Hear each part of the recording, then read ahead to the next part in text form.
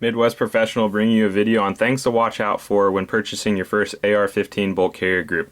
We just happen to have a BCM bolt carrier group right here, and there's lots of good manufacturers out there. Don't feel subjected to get a BCM.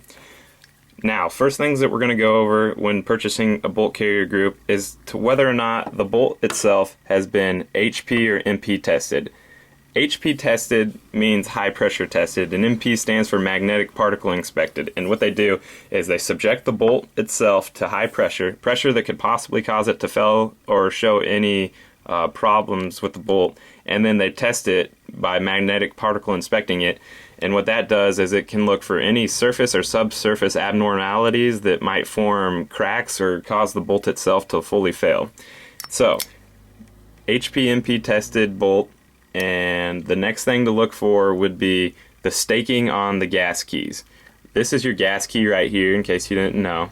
And these screws right here hold this gas key to your bolt.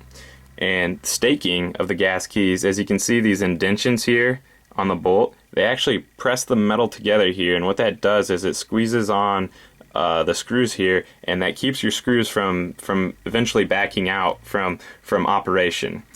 Now, people might say, why don't you just use Loctite or something like that? Well, you can't use Loctite in a situation like this when you're dealing with something that could possibly absorb a lot of heat, like your bolt carrier group.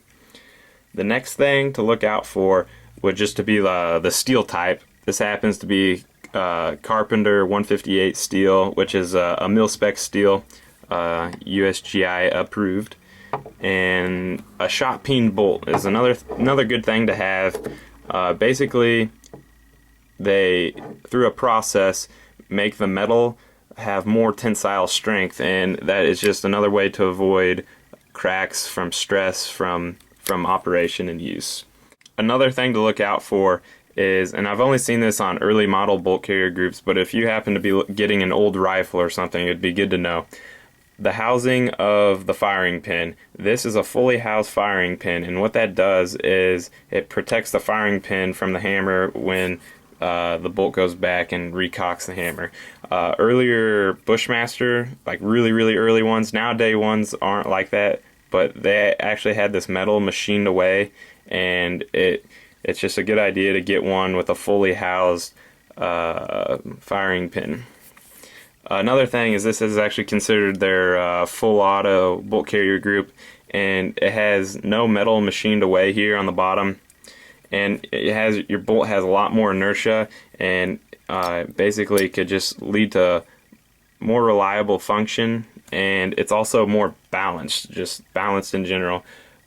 They would actually machine away some of this metal on earlier bolt carrier groups, and I'll roll in some pictures to give you guys some examples of that. But other than that, you guys now know some of the main things to look for when purchasing a bolt carrier group. It's always good to do your research and make sure that the company you're buying it from is a reputable company. Like I said, any well-known brand will more than likely produce a quality bolt carrier group, such as this BCM here. But you can't go wrong with Smith & Wesson, Stag, LMT, Noveski. All those are quality bolt carrier groups, and just make sure to do your research. Midwest Professional, signing off.